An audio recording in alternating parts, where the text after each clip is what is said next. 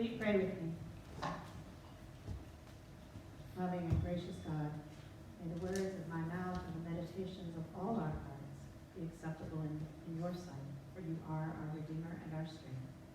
Amen. Amen.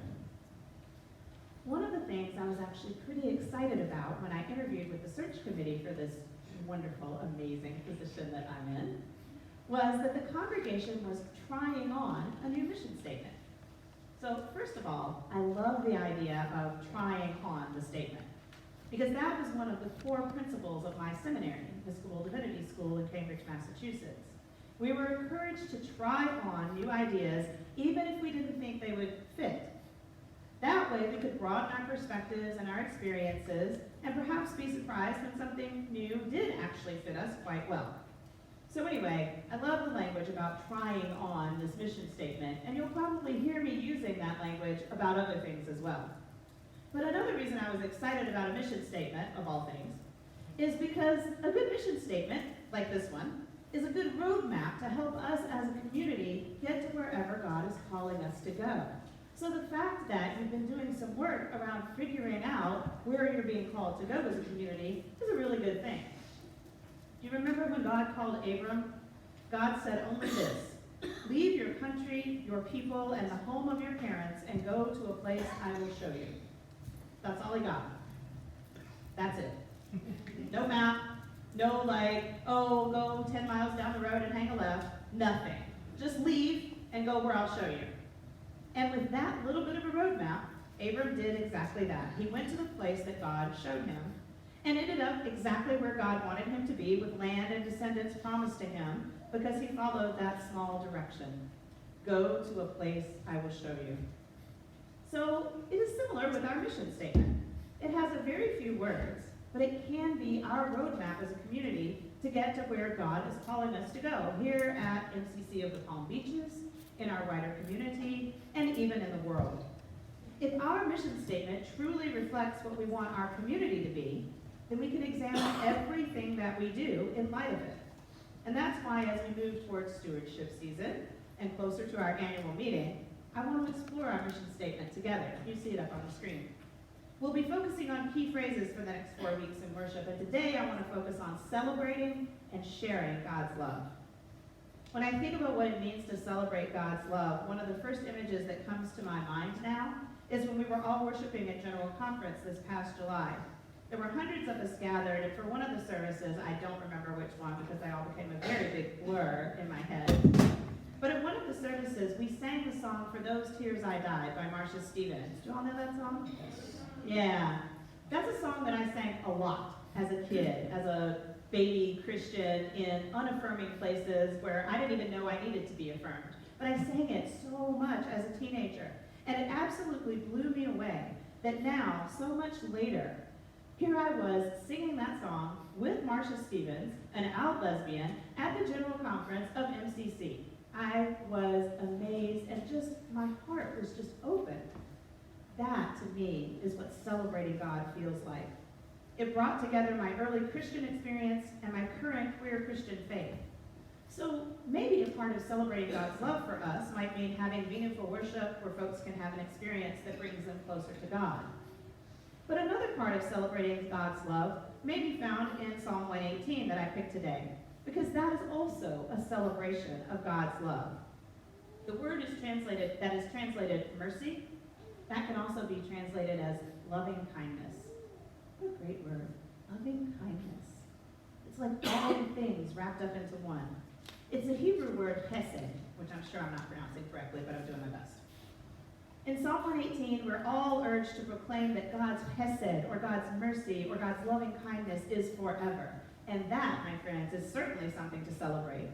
We're reminded that we can trust God, that God will answer us, and that the same stone which the builders rejected has become the chief cornerstone. I believe that's another piece of celebrating God's love.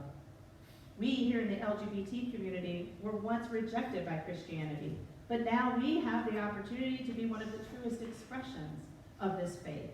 And we begin, of course, by celebrating God's love for us and God's love for absolutely everyone else. In the community, celebrating God's love might involve publicly bearing witness to the fact that God celebrates us, God's LGBTQ children. It might involve being out and proud at community events. It might involve showing up as people of faith in queer spaces. It might mean bringing our LGBTQ Christian witness to social justice movements like Black Lives Matter or climate justice or support for migrants. Our mission statement gives us some guidelines around that too, by talking about acts of worship, compassion, and social justice. And we'll dig into those in the coming weeks. Our try-on mission statement doesn't just talk about celebrating God's love, though. It also talks about sharing God's love. And how do we do that? Well, if we go back to Psalm 118 and the idea of Hesed, we have a bit of a clue.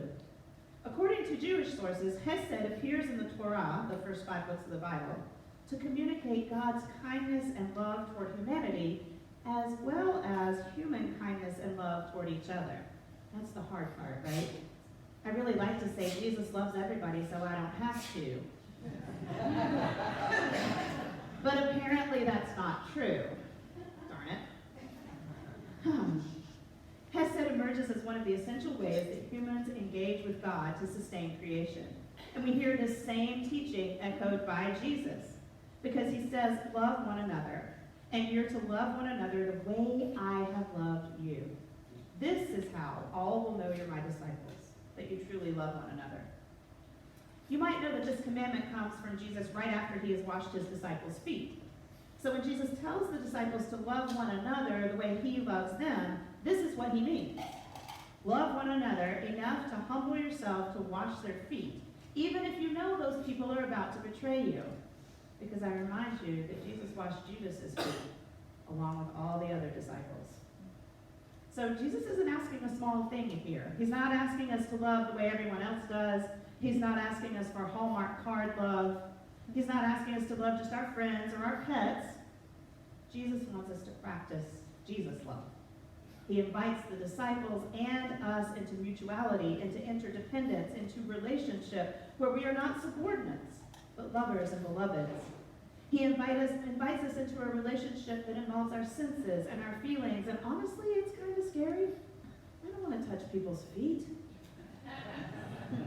I don't want to open myself up to possible betrayal by loving people.